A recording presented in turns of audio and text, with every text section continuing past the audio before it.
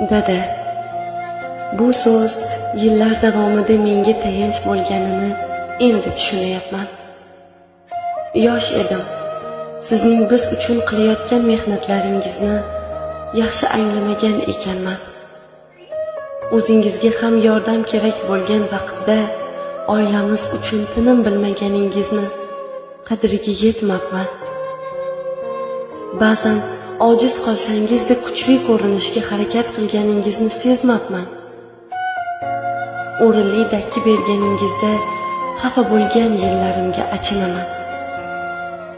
Vaqt ortga qaytganda siz bilan ko'proq vaqt o'tkazgan va ulg'ayishga oshiqmagan bo'lardim.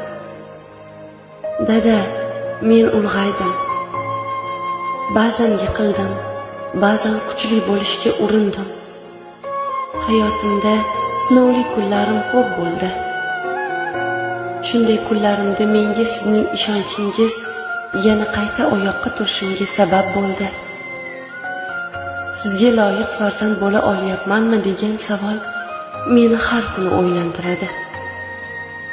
Bizga sarflagan go'zal umringiz va yillaringizni oqlay olyapmanmi? Sochingizdagi oqlar, sog'lig'ingizdagi ba'zi muammolar bizni bekamu ko'st o'stirishingizda qurbon qilganlaringiz bo'ldi. Alloh sizdan ikki dunyoda ham rozi bo'lsin. Duolarimning bari siz uchun dadajonim. Sizni ba'zan xafa qilib qo'yadigan men farzandingizni kechiring.